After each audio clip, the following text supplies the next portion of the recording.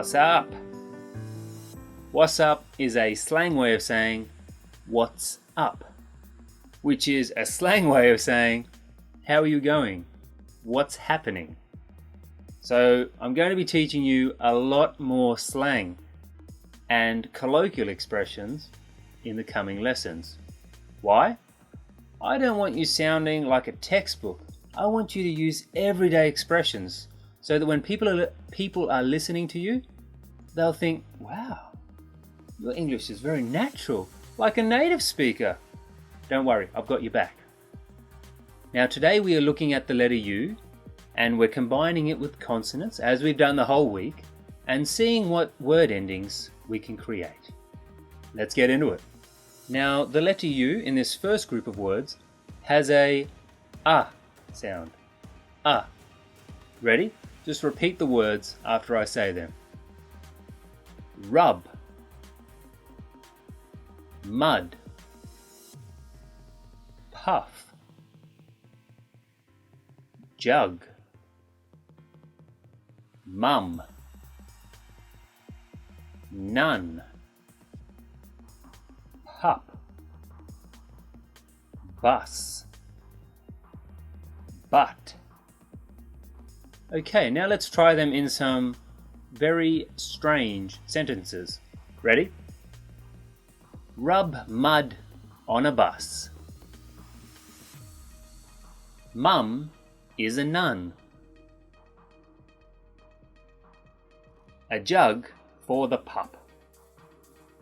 Okay, so they were very strange sentences, but hopefully you're going to use these words more and more naturally. Now let's investigate what the letter U sounds like when the letter R is after it. But here are two examples. Ready? Purr.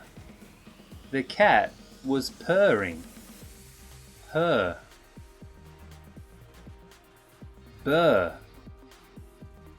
Now we're going to go to the area where U becomes a little bit tricky. It's a bit sneaky. Ready? If a U has a double L after it, it gets crazy. It can just do whatever it wants. Here's two sounds that it can make. We'll go through the first way first. Repeat after me. Hull, mull, dull. Now notice when you say these words, your mouth at the end is wide open and the tongue is touching the top of your mouth. Now look at the next two words. Full, pull. Notice how both of those groups of words finish with a U-L-L, but they sound totally different. For the words hull, mull, and dull, your tongue finishes at the top of your mouth.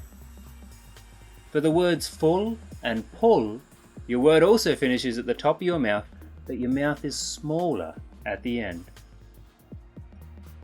Now, how do you know which way you're meant to say each of these words? Well, there's a very good trick. Practice, practice, practice. There's no rule. You've just got to learn. That's how we all learn. So you can do it too. Here's a little exercise to help you. Say these sentences after I do. The hull is full. Pull the hull.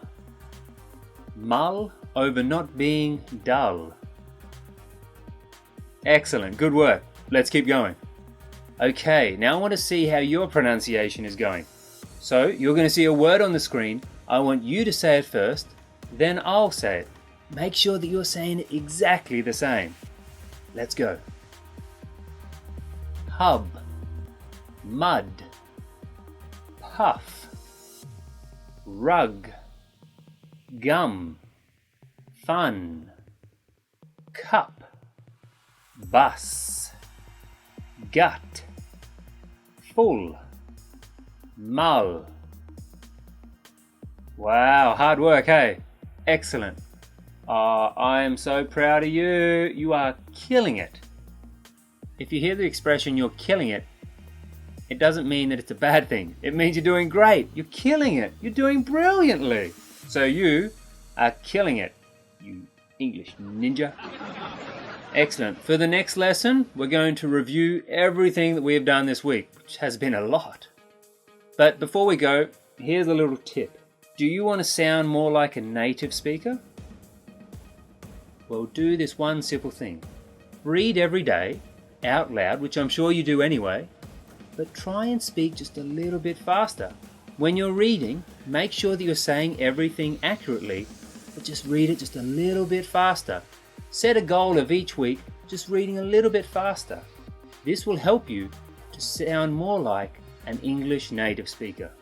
Now finally, do the key points, do the exercise, and for the commenting challenge today, well, today we've looked at the letter U.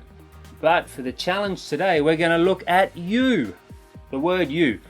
I want to find out, in 5 years' time, where do you think you'll be? What will you be doing? Will you still be here studying with Prodigy English? No, you'll be fluent by then. Now, looking forward to reading your answers. Okay, see you here tomorrow. Tomorrow, last day of the week. Party time. Woo!